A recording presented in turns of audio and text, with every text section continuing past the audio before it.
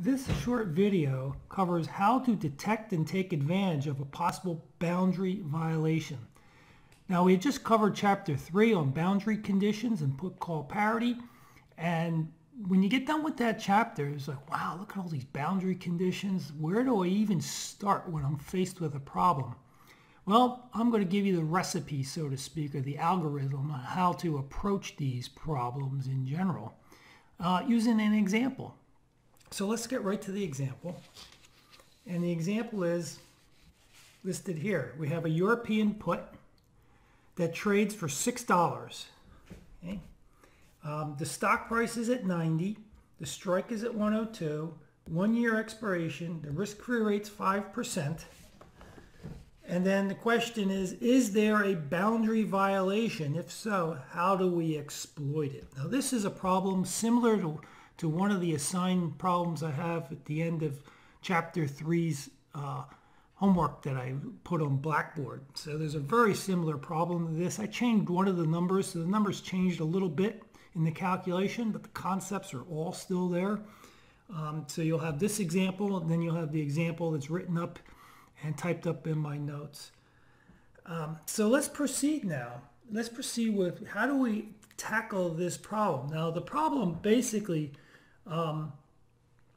is suggesting that, look, there's a problem with this. It's suggesting there's a problem with this $6 put price. And before we go any further, we need to ask the question, is that put price reasonable given what we know about boundary conditions? So the first thing we want to do is, the way I would approach these is I wouldn't even start with a boundary condition per se.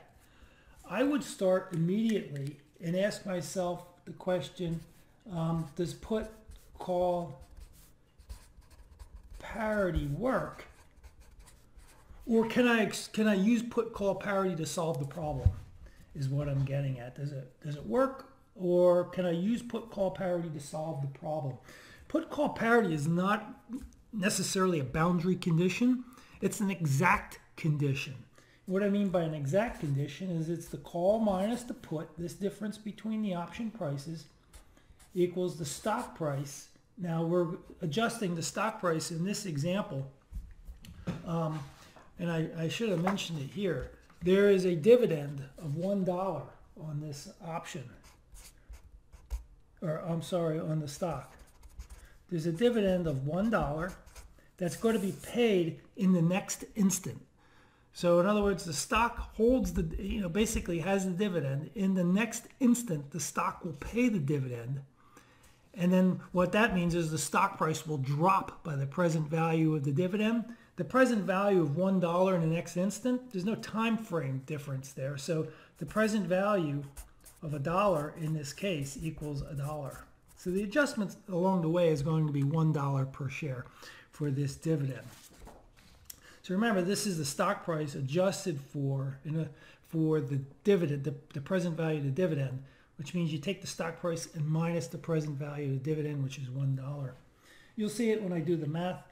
And then it's the minus 1 plus r to the t power, or x divided by 1 plus r to the t power. That's the present value of the strike. This is an exact condition. There's no greater than or equal to sign in this. It's an equal sign. So that's why I say it's an exact condition. Now, can we use this? Can we use this to come up with an exact condition? And that's better than a boundary condition, because a boundary condition, you're kind of in a space. And this is telling you at a particular point. So when we're looking at the boundary spaces, we were looking at an area, but when you have put-call parity, you can pinpoint things down to the T, down to a dot, I should say. So let's see now. The problem gives us that this is $90 minus 1, so this will be $89. That's part of the problem. Now, X is 102. The risk-free rate is 0.05. T is 1 year. And they give us a put that's kind of shaky. We don't know. The problem's implying that the put might be mispriced. So can we figure out right from parity conditions whether or not this put is mispriced. Well, the problem with the problem is the problem doesn't give us the call value. It doesn't give us the value of the call. So we can't use put call parity in this situation.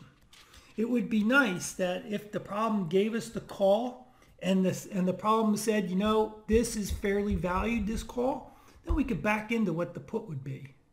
Or vice versa, if we knew what the put was and we're absolutely sure this is the right value for the put, we could back into the call because it's just one equation, one unknown. So basically, I would start with this formula to see where you stand in the problem. And if this doesn't work, then I would go down to number 2, and I would think about, well, there's an upper boundary condition on puts. Okay, and what was the upper boundary condition? Well, the upper boundary condition was the present value of the strike. In this case, it was 102 divided by 1.05 to the 1, 97.44. The put price cannot go any higher than this. And the put price, according to the problem, is $6. So we're nowhere near the upper boundary. We're not violating it. We're not above $97. So this is not the boundary condition that we want to employ. Now, keep in mind, it's rare to have an upper boundary condition violation. I hinted towards that in the previous video, but I'm telling you, the upper boundary conditions are rarely missed. The boundary condition violations are likely to be on the lower end, lower bounds. And so that's where we go into a lower boundary. And what was the lower boundary on a put? Well, the lower boundary said the put has to be greater than or equal to the maximum of 0 or the present value of the strike minus the adjusted stock price, in this case, adjusted for the dividend. So the put has to be greater than that value. Now in this case, when you look at this, we could, let's drop some numbers in.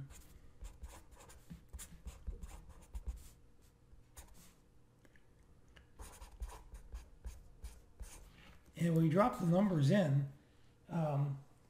you know, this comes out to be, this is 97.44 we calculated a little bit ago, and this is 89. This comes out to be $8 and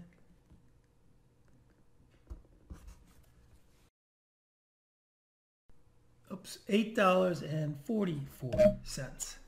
Okay, so now we want to say, okay, now the upper boundary condition is going to be $8.44. The option has to be greater than that $8.44.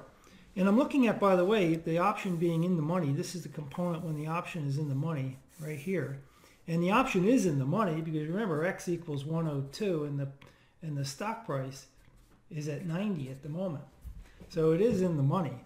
So now this is the boundary condition that's being violated. And if this is the boundary condition being violated, let's take advantage of it. So basically we have the put should be greater than or equal to X divided by 1 plus R T minus S adjusted. Okay?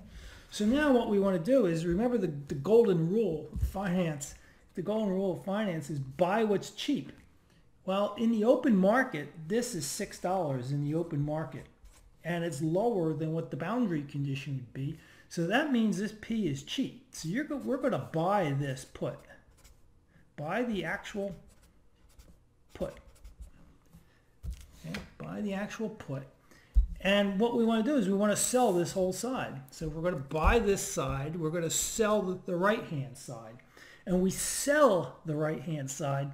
It's basically we multiply every term by -1 because we're going to sell it. If we were going to buy this side, we would just we'd multiply everything by +1. It wouldn't do anything. Okay? So, but we're going to multiply everything by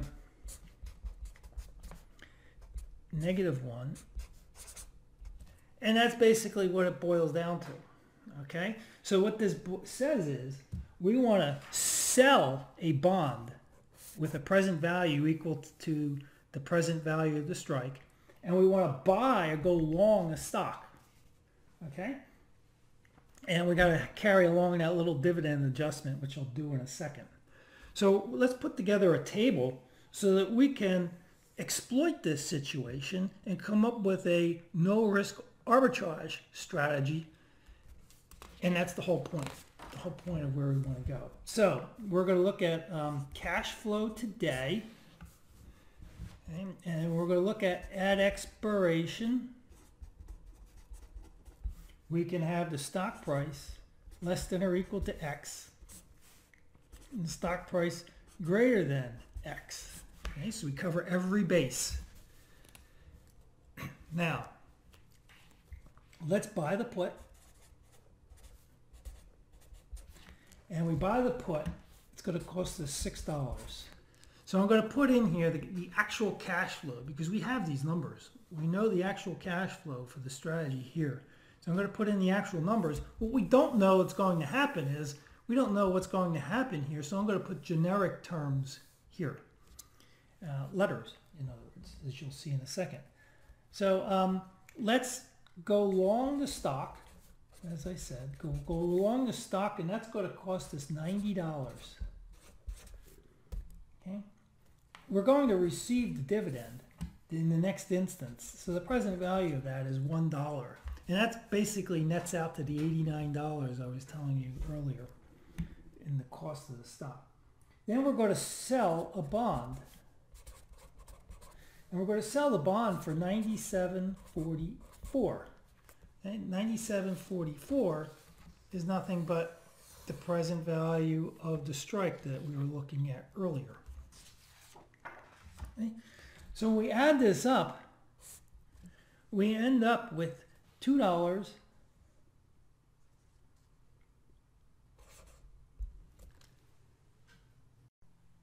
$2.44 as positive cash flow that we get today. Now let's see, if we put together this strategy correct according to the boundary conditions, which is telling us what to do, let's see what happens. And do we have a risk-free strategy? Well, when you buy a put, the payoff when the put is in the money is going to be X minus ST, and 0 if the put is out of the money when the stock goes up. Now, when you buy a stock, at expiration, the stock will be worth ST. No matter what happens, the stock will be worth ST. The dividend, we don't owe anything. We're not going to receive anything in the future on the dividend. We already got the dividend, basically. This happened in the next instant, and I'm including that next instant in the cash flow here. Okay. Now the bond will mature at 102 X. It'll mature at X. So now we have it generically laid out, so we can add things up here. Everything cancels out. The X's cancel, the ST's cancel. The payoff is 0 if the stock is below the strike. And according to this, it's ST minus X, which has to be positive, by the way, because the stock price is greater than the strike. This number has to be positive. So what do we have here? We have a situation where we received, this strategy didn't cost us anything. Somebody gave us, the market gave us $2.44. And what are our obligations in the future? Nothing. We have 0 here in this situation, and in this situation we have the possibility of getting something positive. So the expected value of these two is positive for a positive cash flow. Okay, so what happens is that this shouldn't happen in a market that's efficient where things are properly priced.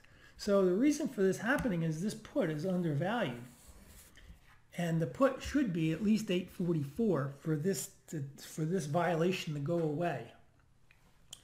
And so if this was 844, then this payoff would be 0, and then you would still have this situation going on here, but it would be no money down with a possible potential payoff. That's the best we can do with the boundary condition.